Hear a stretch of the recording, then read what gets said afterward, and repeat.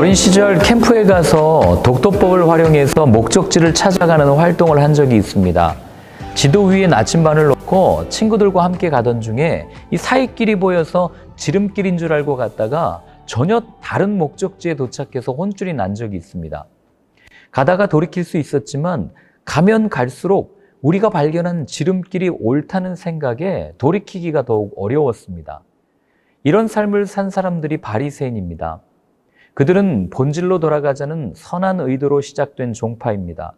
시간이 지나 율법의 본질은 잊은 채 율법의 외형만을 따르는 잘못된 모습을 보입니다. 그들이 간 길은 외식의 길, 종교인의 길이었습니다. 자신들은 구원으로 가는 지름길이라고 생각했겠지만 말입니다. 임금이 베푼 잔치를 거절한 사람들의 이야기. 왜 거절했을까요? 자기 일로 너무 바쁜 겁니다. 내가 너무 소중해서 사명을 주신 하나님을 잊어버립니다.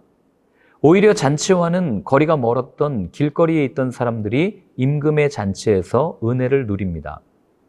이어 바리새인과 예수님이 세 번의 대담을 합니다. 주제는 세금, 부활, 계명에 관한 것이었어요. 세금 대담의 핵심은 내냐 안 내냐의 문제가 아니라 함정이었습니다. 내지 말라고 하면 반역죄로 고소할 것이고 내라고 하면 로마 정부에 협력하는 매국노 프레임을 씌워 우상 숭배자로 몰아갈 수 있었기 때문입니다.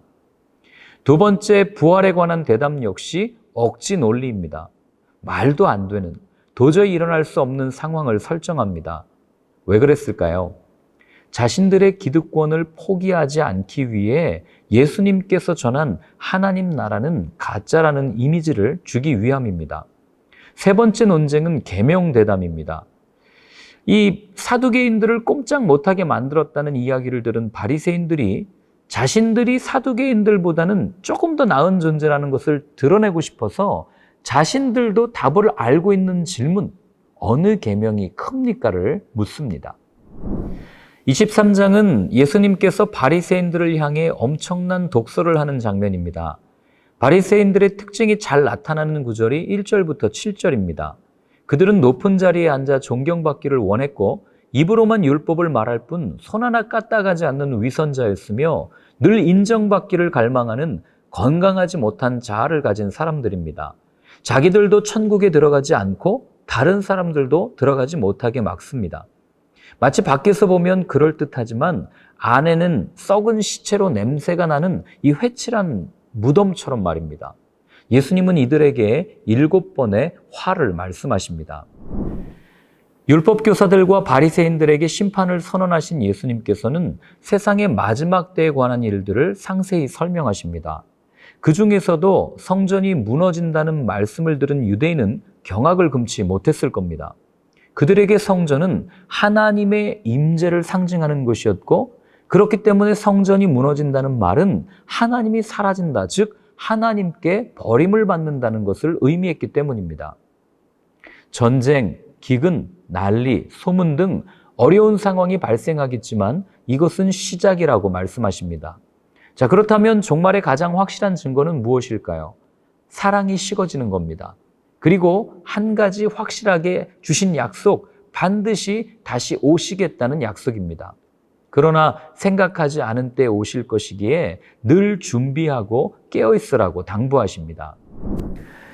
어떤 이들은 세상의 끝에 대해 오해하고 왜곡해서 두려움에 갇혀 삽니다.